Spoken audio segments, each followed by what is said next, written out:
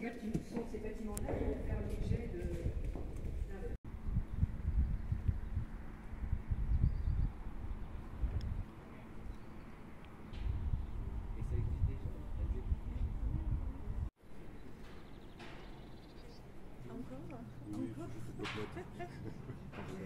Pour les 2 premières phases, on peut se dire qu'on est parti pour 3 bonnes années.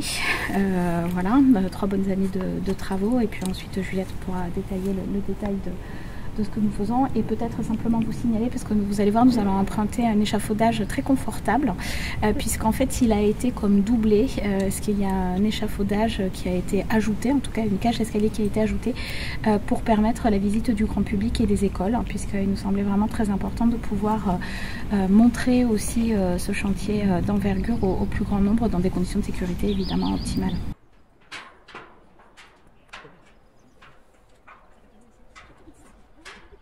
Sur les 20 dernières années, il y a eu à peu près, en dehors des travaux d'entretien, qui représentent à peu près 200 000 € par an, de mémoire, il y a eu déjà une dizaine de millions d'euros de travaux qui ont permis de remettre en état une petite partie des bâtiments, mais ce qui a déjà permis à l'association... Uniquement donc pour la partie culturelle, la partie Renaissance. La partie qui est excellemment animée par l'association.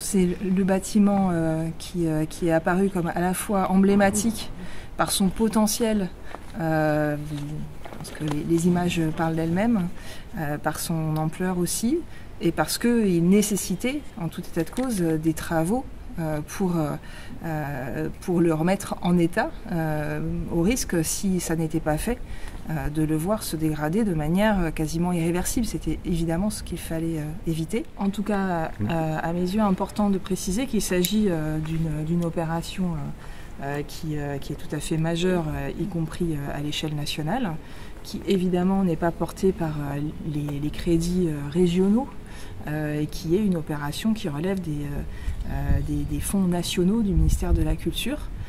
Et c'est une opération qui représente peu ou prou une année d'enveloppe normale de crédit d'investissement pour des opérations de ce type-là, même si là les crédits sont engagés sur 2 à 3 exercices. C'est une opération tout à fait majeure, y compris au niveau national. À ce stade, on est dans un investissement qui est porté par l'État et aussi un usage qui est porté par l'État en lien avec l'association pour la Renaissance de Clairvaux qui continue de proposer des animations culturelles sur le site. Mais l'État a aussi engagé un travail qui va être très visible à partir des semaines qui viennent pour mettre à disposition ce chantier historique des habitants du territoire, en particulier de la jeunesse, avec des projets artistiques éducatifs qui vont concerner des centaines d'élèves d'ici à l'été, avec les olympiades culturelles, avec ces façades qui vont être habillées de fresques réalisées pour partie par des artistes qui sont en résidence sur le site et pour partie par des élèves du territoire.